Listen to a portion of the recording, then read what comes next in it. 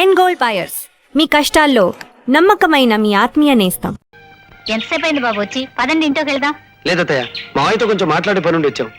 మీ మావయ్య ఏదో పనుందని పొద్దున్నే పట్నం వెళ్ళాడయ్యా. 2-3 రోజులు పడుతుంది అనుకుంటా రావడానికి. అయితే కృష్ణయ్య, ఇప్పుడు మనం ఏం చేద్దామంటావు? సరే, చేసేదే ఉంది. ముందు మనం అనుకున్నట్టుగా జరిపించేసి తర్వాత మా మావయ్య వచ్చాక చెప్దాం. పదండి. ఇదేమిటి బాబు ఇలా వచ్చి అలా వెళ్ళిపోవడం ఏంటి? కాఫీ తాగుదురు కానీ రండి. వద్దత్తయ్య, మరోసారి వస్తాం. ఈ పూట కాస్త పనుంది, వస్తాం. పదండి అండి. పాపారావు, ఈసారి కూడా మీరు ప్రెసిడెంట్ అవ్వాలనే మా కోరిక. కోరిక ఉండగానే సరికాదండి, అయ్యే మార్గం ఆలోచించాలి కదా. అంటే ఎవరన్నా చంపించేయాలంటారా? అయ్యా నేను రెడీ. చంపించడాలు కాదండి, ఇందులో చిన్న లిటిగేషన్ ఉంది. మన ఊళ్ళో 2 పెద్ద తలకాయలు మాధవరావు, నరసయ్య. వారిలో ఏ ఒక్కరు ఒప్పుకున్నా మిగతా వాళ్ళు కలుస్తారు. వాళ్ళు ఊ అంటే ఊరంతా మారు మాట్లాడకుండా మీకే ఓటు వేస్తారు. అయితే ఇంకే వాళ్ళలో ఒకరిని సాయం అడుగుదాం. అంత సులువుగా ఒప్పుకుంటారటండి. అయితే చంపించేద్దాం. అయ్యా నేను రెడీ. అబ్బా, చంపడాలు పొడవడాలు కాదండి. అయ్యా పాపారావు గారు, మీరు ఎలాగైనా నరసయ్య గారిని పట్టేయండి. కాళ్ళ వెళ్ళ పడి కన్నీళ్లు పెట్టుకుని ఆయన మీకు సపోర్ట్ చేస్తాను ఒక మాట తీసుకోండి, మీరు గెలవడం ఖాయం. అయితే ఆయన కాళ్ళ మీద పడిపోదాం. అయ్యా నేను రెడీ. అబ్బా, ఇది చంపేసే ప్రోగ్రామ్ కాదయ్యా, కాళ్ళ మీద పడే ప్రోగ్రాము. నువ్వేం రెడీ కనక్కర్లేదు, పాపారావు గారు పడితే చాలు. పాపారావు గారు, నరసయ్య గారు నిన్ననే పట్నం వెళ్ళారు. మీరు వెళ్ళి ఆయన కలిసి ఆయన దగ్గర ఓ మాట తీసుకుని ఆయన సమక్షంలోనే నామినేషన్ పత్రం దాఖలు చేశారనుకోండి, మీరు గెలిచిపోయినట్టే. అయితే ఇప్పుడే బయలుదేరి వెళదాం. అయ్యా నేను రెడీ. అబ్బా, నువ్వు రెడీ అని నాకు తెలుసయ్యా. చూడండి, ఇది తీసుకుని బయలుదేరితే నరసయ్య కాళ్ళ మీద పడరు, ఈ గుమ్మం తగిలి పడిపోతారు. కానీ శుభ్రంగా మందు తీసుకుని భోంచేసి రెస్ట్ తీసుకోండి. రేపు ముగ్గురం కలిసి బయలుదేరదాం.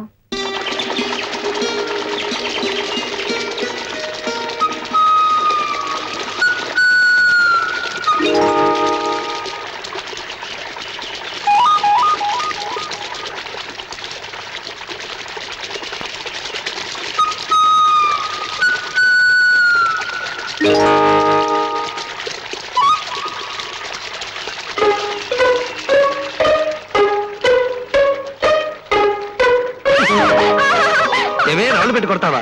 నేను కొట్టలేదు బావా, పైనుంచి పడింది. ఆహా, ఎక్కడి నుంచి పడిందో చూపిస్తానే, పద. ఎక్కడికి తీసుకెళ్తున్నా బావా? చెప్తాగా, పద. అలాగే. అటు చూడు. బావా, ఏమిటిది?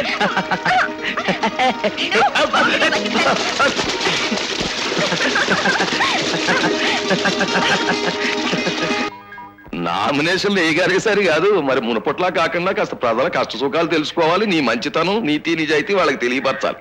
తప్పకుండానండి, రేపటి నుంచి ఆ పని మీద ఉంటాను. తర్వాత ముందా మాధవ్ దగ్గరికి వెళ్ళి వాడి సాయం కూడా అడుగు. మీరు అలా నిలబడండి చాలు, అడిగేస్తా. ఏమిటి మావయ్య, పట్నం నుంచి ఇప్పుడే వస్తున్నారా? మీకోసం నిన్ను మీ ఇంటికి వెళ్ళాం. ఏమిటి కుర్రాళ్ళంతా ఎక్కడికి బయలుదేరారు? మావయ్య, ఇతను మా స్నేహితుడు. నమస్కారం అండి. లక్ష్మణ్ రావు గారు అబ్బాయి కదూ? అవును, పట్నంలో పెద్ద చదువులు చదువుకుని వచ్చాడు. మావయ్య, ఈసారి ఎలక్షన్స్ లో ప్రెసిడెంట్ గా ఇతన్ని నిలబెట్టాలని మేమంతా నిర్ణయించుకున్నాం. అన్నయ్య కూడా సరే అన్నాడు. మీతో కూడా ఒక మాట చెప్పి నామినేషన్ వేద్దామని ఇప్పుడే పట్నం బయలుదేరాం. నీకెందుకురా ఈ రాజకీయాలు? మన పాపారావు మళ్ళీ పోటీ చేస్తానంటే సరైన నామినేషన్ కూడా వేయించేశాను. అదేమిటి మావయ్య, గతంలో ఆయన ఎన్నుకున్నందుకే 5 ఏళ్లు నష్టపోయాం. సరేరా, గతం వదిలేయి. ఈసారి మనకేం కావాలో గట్టిగా చెప్పి చేయించుకుందాం. మామయ్య గారు చెప్పింది నిజం బాబు. పాపారావు గారు లేత మల్లి తీగలేటివాడు. చూపించిన వైపే పాకేస్తాడు, పుయ్యమన్నప్పుడు పూస్తాడు. రక్తం రుచి మరిగిన పులి, రాజకీయాల్లో దోచుకు తినడం అలవాటు పడ్డ నాయకుడు మారడు మావయ్య. అంటే ఇచ్చిన మాట తప్పమంటావా? నీ మాట దక్కించుకోవడం కోసం ప్రజలు మరికొంతకాలం ఈ పాపిష్ట మనుషుల పాలనలో అన్యాయం కావాలా? కృష్ణయ్య, మీకు మీరు ఇచ్చిన మాట ముఖ్యం కావచ్చు, కానీ మాకు మా ఊరి భవిష్యత్తు ముఖ్యం. అన్యాయమయ్యే రైతుకి, అణగదొక్కబడే వెనకబడ్డ జాతికి, తెలుగుదేశపు తల్లికి చెల్లికి, ఆకలేసే పాపకి, చదువులేని బాబుకి, పల్లె పల్లెకి సాయం చేయాలనుకుంటున్నాం, దారి చూపించాలనుకుంటున్నాం. అందుకని మా వ్యతిరేకపు పార్టీకి ఆ దేవుడే మాట ఇచ్చి హామీ ఇచ్చిన మేం మా వాడిని నిలబెట్టి తీరుతాం. రండ్రా. కుర్ర కొంకల వేళ వల్లే అంత గట్టిగా ఎందుకు మాట్లాడారా మామయ్యతో? మరి ఆ పాపిష్టి పాపారావుకి మాట ఇచ్చాడట తను, కనుక మేము చేతులు కట్టుకు కూర్చోవాలట. ఆయన అనగానే ఆ కనకరావు కూడా కుర్రాళ్ళు మీకెందుకు అంటూ కోత మొదలెట్టాడు. దాంతో కోపం వచ్చి, ఎంత కోపం వస్తే మాత్రం అలా మాట్లాడతావా? పాపం ఎంత బాధపడ్డాడో మామయ్య. ఆయన బాధపడతాడని ఆ పాపారావుకి చేయగొట్టమంట. ఏమైనా మేము రాజాన్ని నిలబెట్టి తీరుతాం. ఆవేశంలో తొందరపడి కావలసిన వాడితో కయ్యానికి దిగడం మంచిది కాదు. సర్లే, రేపు నేను మామయ్యతో మాట్లాడతాను. ఆ పాపారావును సపోర్ట్ చెయ్యొద్దని చెప్తా. ఆ తర్వాత మీరు రాజా చేత నామినేషన్ వేద్దురుగా. అలాగే.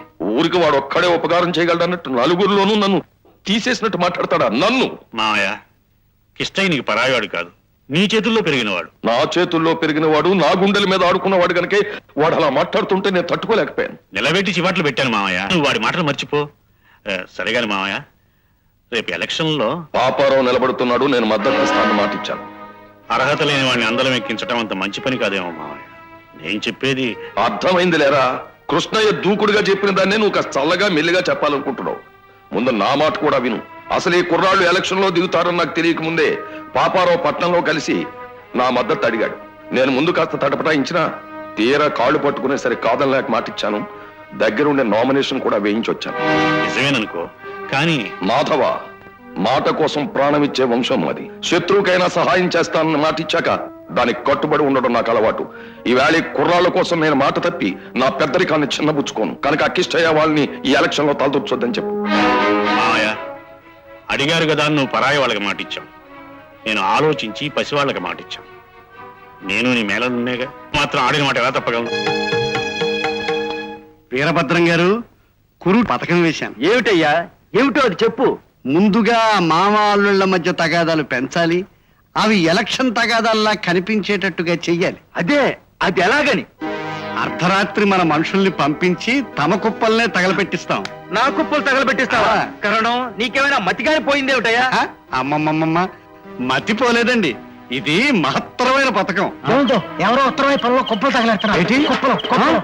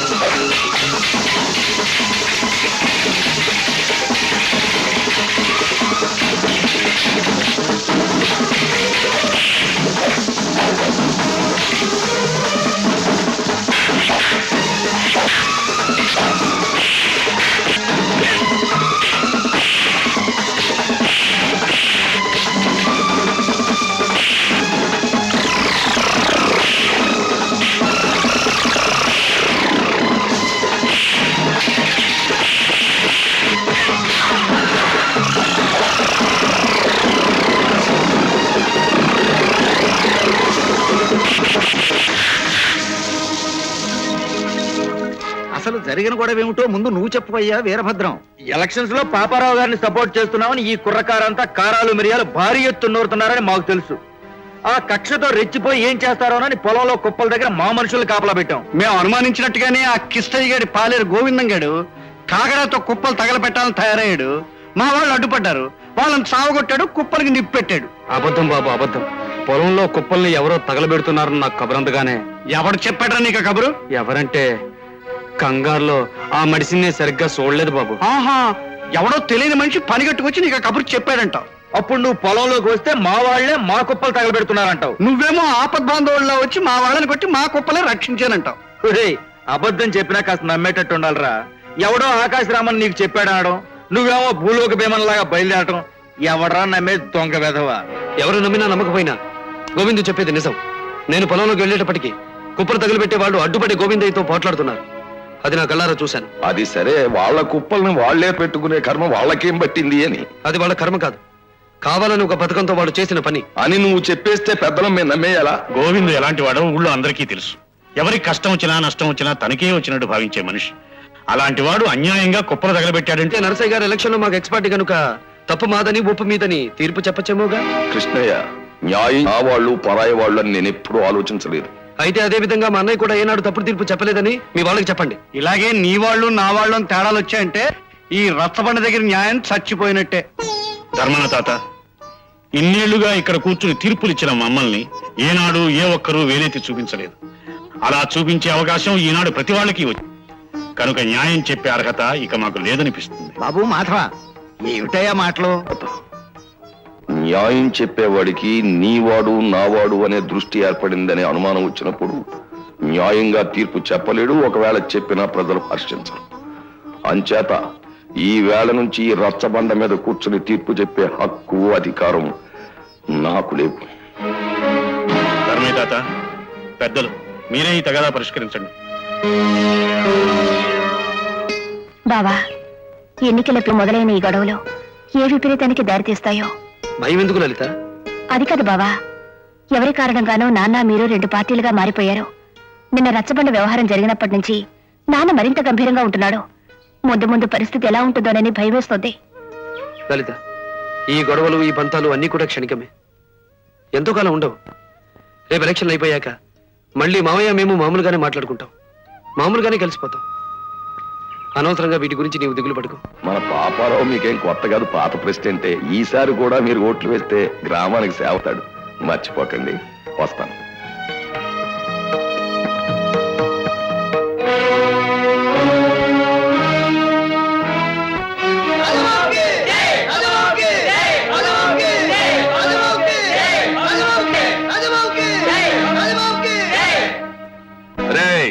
జనమందరికి తాగినంత పోయిండ్రా.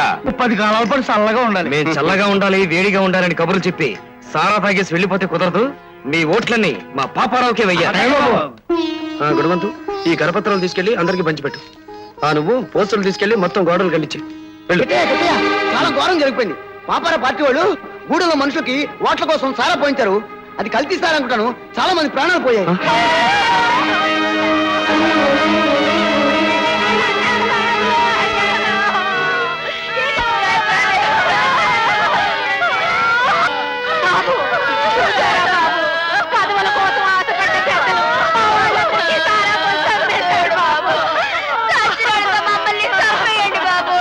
ఒరే రాజా, చిట్టి, పదవుల కోసం పేదవాళ్ల ప్రాణాలతో ఆటలాడే ఆ పెద్దల్ని క్షమించడానికి వీల్లేదురా. స్వార్థం కోసం మనుషుల్ని బలిచేసి ఆ రాక్షసుల్ని మన్నించడానికి వీల్లేదురా. పదండ్రా, ఈ చావులకు ఏం సమాధానం చెప్తారో ఈ శవాన్ని ఆ పెద్దల దగ్గరికి తీసుకెళ్లి తెలుసుకుందాం. పదండి. సారా కల్తీ కారణం అంటూ మన పేర్లేం బయటకు రావు కదా. మనం సారా తాగడానికి వాళ్ళకి డబ్బు ఇచ్చామండి. వాళ్ళు వెళ్ళి ఆ షాప్ లో తాగారు. ఆ షాప్ వాడు కల్తీ చేశాడు. మాడిదే. ఒరేయ్, పదవుల కోసం పాకులాడే పాపిష్ట పెదవల్లారా, చూడండిరా, చూడండి.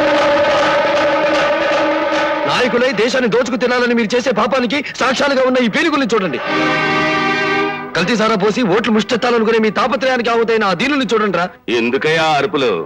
వాళ్ళ చావుకు కారణం మేమే అన్నట్టు ఆ కారు కూతలేంటి? అప్పనంగా వచ్చింది కదా అని తప్ప తాగినందుకు ఫలితం అనుభవించారు. నోర్మై, వాళ్ళ బలహీనతని మీ అవసరాలకు వాడుకోవాలని ఉచితంగా సారా పోయించింది మీరే కదరా. వాళ్ళని మైకంలో మొత్తులో పడేసి ఓట్లు సంపాదించాలని ఈ ఎత్తు వేసింది మీరే కదరా. ఇప్పుడు చనిపోయిన వాళ్ళ కుటుంబాలు ఏమవ్వాలి? వాళ్ళ మీద అపా ఎలా బ్రతకాలి? ఒరేయ్, వీళ్ళ చావుకి కారకులు మీరేరా.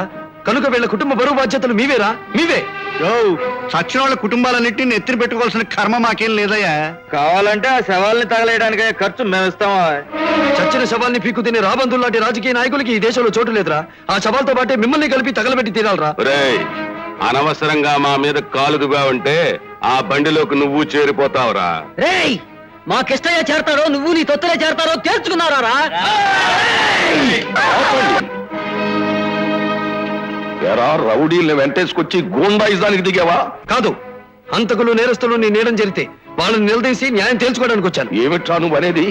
నేను హంతకుల్ని నేరస్తుల్ని చేరదీస్తున్నానా? పేదవాళ్ళ ప్రాణాలు తీసే వాళ్ళకి, పిల్లల మీద కర్రలు కత్తులు దూసే వాళ్ళకి ఒత్తాసు వాళ్ళకి ఇంకేమనుకోవాలి? మాధవ, మంచి చెడ్డ మర్చిపోయి మాట్లాడుకో. నా మంచి మర్యాద అలా ఉంచు. నీ లీడని చేరిన వాళ్ళంతా మంచి వాళ్ళు అనుకుంటున్నావా? నువ్వు మర్యాదస్తు అనుకుంటున్నావా? ఏమిటి, మమ్మల్ని నరసయ్య గారిని కలిపి తిట్టేస్తున్నారన్నమాట? ఇది ఘోర. నరసయ్య గారు చాలా దారుణం. ఇదిగో, మీకు చావుంటే చేతనైతే ఇలా తిట్లలోనూ పోట్లాట్లోనూ కాదు, ఎలక్షన్ లో గెలవంటరా. ఎన్నికలు ఒక వ్యాపారం అయినప్పుడు, గెలవడానికి దౌర్జన్యమే దగ్గరదారైనప్పుడు నీలాంటి పెద్ద మనుషులే గెలుస్తారు గాని మంచిని పెంచాలనుకునే కుర్రవాళ్ళు ఎలా గెలుస్తారు? చేతగాని వాళ్ళు చెప్పే మాటలు ఇవి. మంచితనాన్ని చేతగానితనం అనుకునే నిన్ను చూస్తుంటే నాకు చిన్నతనంగా ఉంది. దౌర్జన్యానికి కొమ్ము కాసే నిన్ను మేనమావని చెప్పుకోవడానికి నాకు సిగ్గుగా ఉంది. అంత సిగ్గుగా అనిపిస్తే నీకు నాకు బంధాలు బంధుత్వాలు ఉన్నాయన్న సంగతే మర్చిపోరా. అలాగే మర్చిపోతాను. ఒక కలెక్టర్ గా ఈ పరిస్థితి నివారించాల్సిన బాధ్యత నాకుంది కనుక ప్రస్తుతానికి ఈ ఊళ్ళో ఎలక్షన్లు వాయిదా వేయాలని తీర్మానిస్తున్నాను. ఎలక్షన్లు వాయిదా పడ్డందుకు ఏడుపుతో ఈ కల్తీ సారా చావు లేకుండా ఉంటే ఎలక్షన్లు సంరక్షణంగా జరిగేవండి. పోనీ ఆ కలెక్టర్ గాడైనా ఈ చావులు ఏవో యాక్సిడెంట్ గా జరిగాయని చూసి చూడనట్టుగా వదిలేసి ఉంటే బాగుండేది. కారణం ఆ కలెక్టర్ గారికి ఆయన చంపేస్తే అయ్యా నేను రెడీ. అబ్బా, నువ్వు చంపడానికి రెడీగా ఉన్నా కలెక్టర్ చావడానికి రెడీగా లేడయ్యా. అనవసరంగా ఆవేశపడకు. అయ్యా వీరభద్రం గారు, ఎన్నికల మాట ఎలా ఉన్నా ఈ దెబ్బతో ఆ నరసయ్యకి మాధవయ్యకి మధ్య మంట మండింది. అది మనకు మంచిది. ఏం మంటలు లేవయ్యా, రేపు ఆ కిష్టయ్య లలితల పెళ్లి జరిగితే మళ్ళీ ఆ రెండు కుటుంబాలు ఒకటైపోతాయి. ఆ నరసయ్య మరీ మొండి పట్టుదల గల మనిషి అండి. ఇన్ని గొడవలు జరిగిన తర్వాత ఈ పెళ్లికి ఒప్పుకుంటారని నా నమ్మకం లేదండి. ఈ గొడవలన్నీ తలుచుకుంటే నాకెందుకు భయంగా ఉంది బావా. బుద్ధి లేని పెద్దలు ఎంతమంది ప్రయత్నించినా మన పెళ్లిని మాత్రం ఆపలేరు లలిత. వెంక హాయ్. నువ్వు ఇంటి అలాగేనండి. లలిత, పెళ్లి కావాల్సిన పిల్లవి ఇలా తోటలమట దొడ్లమట బరిదెగించి తిరగడానికి సిగ్గులేదటే నీకు? అది కాదు నాన్న. సమాధానాలు సంజాయిషీలు ఆపి నోరు మూసుకుని మామయ్య, మాకు జ్ఞానం వచ్చినప్పటి నుంచి మమ్మల్ని మొగుడు పెళ్ళాలని మీరే అన్నారు. మా మనసులో ప్రేమకి మీ పెద్దలే ప్రాణం పోశారు. మా కలలు, ఆశలు, కోరికలు ముడిపడిపోయాక ఇప్పుడు విడదీయాలనుకోవడం నేరం అనిపించుకుంటుంది మామయ్య. నేరమేదో న్యాయమేదో నాకు తెలుసురా. మీ ఇద్దరు మొగుడు పెళ్ళాలు అని మేము అన్నప్పుడు అనుకున్నప్పుడు మనుషులు వేరు, పరిస్థితులు వేరు. ఇప్పుడు అవన్నీ మారిపోయారా? ఏది ఎలా మారినా ప్రేమించుకున్న మనసులు ఏమాత్రం మారవు. కదిలే కాలంతో పాటు అన్ని మారుతాయి, మారి తీరతాయి. రా. ఎవరినో ఊరికి ప్రెసిడెంట్ చేయాలని అన్యోన్యంగా ఉండే మన కుటుంబాల మధ్య ఈ ద్వేషాలను పెంచుకోవడం ఎందుకు చెప్పండి? ఏమిటి అన్ని అనర్థాలకి నేనే మూలం అన్నట్టు మాట్లాడతావు? అసలు నన్ను మేనమావ అని పిలవడానికే నామోచి అన్నట్టు మాట్లాడాడు ఆ మాధవగాడు. ఇక ఆ కుటుంబంతో మనకు పొత్తు ఏమిటి? అమ్మాయికి వేరే సంబంధం చూస్తాం. ఏమండి, అంత మాట అనకండి. తాంబూలాలు పుచ్చుకున్నాక మీరే మరో సంబంధం చూస్తానంటే ఊళ్ళో వాళ్ళందరూ ఏమనుకుంటారో ఆలోచించండి. ఎవరేమనుకున్నా సరే నా నిర్ణయం మారదు. ఏమండి, మీ పౌరుషాలు పట్టుదలలు మర్చిపోయి ఆ పసివాళ్ళిద్దరిని ఆశీర్వదించండి. మనరు కళకళ్ళాడేట్టు చేయండి. ఈ విషయంలో రాజీ పడే ప్రశ్నే లేదు. మీ పెద్దల పంతాలు పట్టింపులకి పసివాళ్ల బ్రతుకులు బలి చేయటం అన్యాయం అండి. వాళ్ళ జ్ఞానం వచ్చిన రోజు నుంచి మొగుడు పెళ్ళాలు అన్నాం. వాళ్ళ మనసుల్లో ఆశల్ని అనుబంధాల్ని పెంచాం. ఇప్పుడు బాబాయ్ గారు హఠాత్తుగా లలితకి వేరే సంబంధం చూస్తానని నిర్ణయించటం చాలా తప్పండి. తన మాట తన పట్టుదల తప్ప ఆయన ఇంకేమీ ఆలోచించడం లేదు సావిత్రి. ఆ పిల్లకి ఇలా వేరే పెళ్లి చేస్తున్నారని ఊళ్ళో తెలిస్తే నలుగురు ఎంతో ఎగతాళిగా నవ్వుతారండి. తనకు కాబోయే మనిషిని మరొకరికిచ్చి కట్టబెడుతున్నారని తెలిస్తే కృష్ణ ఎలా తట్టుకుంటాడండి? ఏమండి, 6 నెలలు ఒక చెట్టు కల్లుకున్న తీగ సైతం వేరు చేస్తే బ్రతకదు కదా. అలాంటిది ఇన్నేళ్లుగా అల్లుకున్న ఆ పసి మనస్సులు ఈ పరిస్థితికి ఏమవుతాయోనని నాకు భయంగా ఉందండి. చూడండి, మీరు వెళ్ళి ఆయన ఎలాగైనా బ్రతిమాలి. సావిత్రి, అర్థం లేకుండా మాట్లాడు. ఆయన మనకు ఆత్మీయుడే కావచ్చు, నాకు మేనమావ కావచ్చు. అంత మాత్రాన ఆయన కూతుర్ని నా తమ్ముడికిచ్చి పెళ్లి చేయమని బతిమాలవలసిన కర్మ పట్టలేదు నాకు. అలా అని మీరు పంతం పడితే పెళ్లి చాలే ఊరుకో. ఆడపిల్ల తండ్రి ఆయనే తన కూతురికి వేరే సంబంధం చూడడానికి సిద్ధపడినప్పుడు నా తమ్ముడికి నేను చూడలేనా? మగవాడు, వాడు వేరే చేసుకోవాలంటే 1,00,000 సంబంధాలు వస్తాయి. పట్టుదల అనేది మా మామయ్య ఒక్కడు సొత్తే కాదు, మాకు ఉంది. మేమక్కర్లేదని ఆయన అనుకుంటే ఆయన అసలు మాకు లేని మేము అనుకుంటాం, అంతే.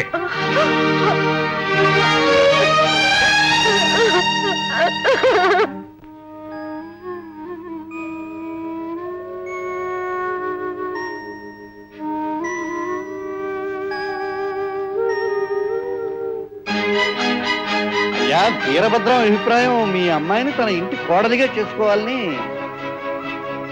కనకరావు, ఏమిటయ్యా, ఏమిటి నువ్వు అనేది? అవునండి, ఉదయమే నాకు కబురు పంపించి తన కూతుర్ని మీ అబ్బాయికి చేసుకోవడానికి మీకు అభ్యంతరం లేకపోతే తెలియజేయమన్నారు. వెంటనే ముహూర్తం పెట్టి పెళ్లి జరిపించేస్తా అన్నారు. ముహూర్తం చుట్టం అనవసరం అన్న, ముందు పెళ్లి జరిపించేయండి. మంత్రాలుగా ఉంటే పంతులు చేత తర్వాత చదివించుకోవచ్చు. మరీ కక్కుర్తి పేనుగులా అలా కంగారు పడకరా. ఇదిగో కరణం, వాళ్ళ సంబంధం కోసం మనం గోతికాడి నక్కల్లా కూర్చున్నట్టు కాక ముహూర్తాలు పెట్టించేయి.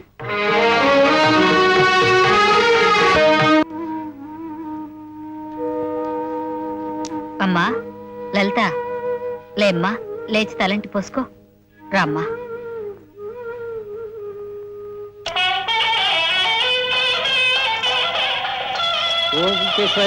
అమ్మాయిని తీసుకురండి. నారాయణ అమ్మాయిని తీసుకురండి.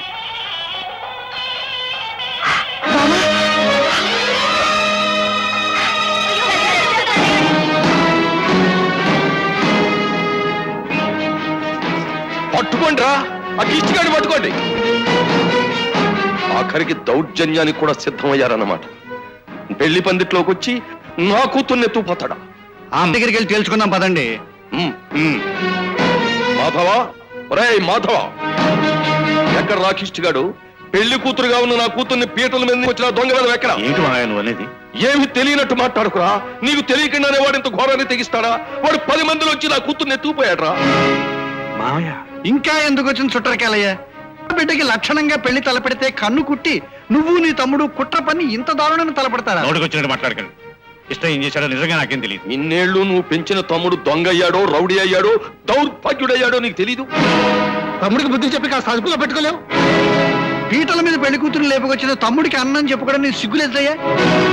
సిగ్గు, అభిమానం, పౌరుషమే ఉంటే వాడు తమ్ముడు ఎలాంటి పని ఎందుకు చేస్తాడు? ఏమరా, తీర్పులు చెప్పడానికి నాతో సమానంగా పంచాయతీలో కూర్చుంటావే, ఇప్పుడు నీ తమ్ముడు చేసిన తప్పుకి తీర్పు ఏం చెప్తావు? శిక్ష ఏం వేస్తావు? నా కొడుకు ఇలాంటి పని చేసి ఉంటే నరికి పోగులు పెట్టేవంట్రా. ఆ కిష్టిగాడు చేసిన పనితో నీకు సంబంధమే లేకపోతే వాడిని గడపలో కాలు పెట్టనివ్వకు. నువ్వు మనిషి పుట్టికే పుడితే మనిషిని నిరూపించుకో. ఛీ!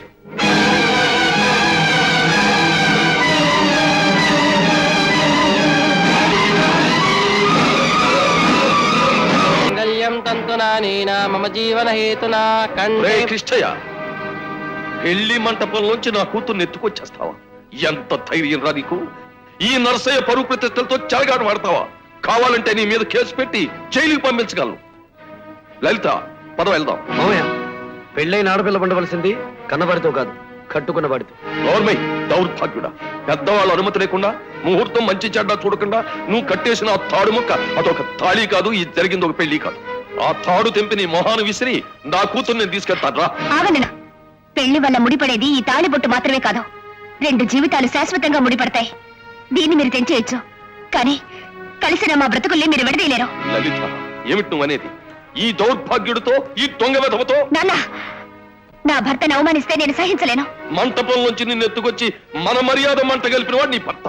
బావ నన్నేమి ఎత్తుకురాలేదు. తనకి భార్య కావాల్సిన నన్ను పరాయవాడి నుంచి రక్షించి తెచ్చుకున్నాడు.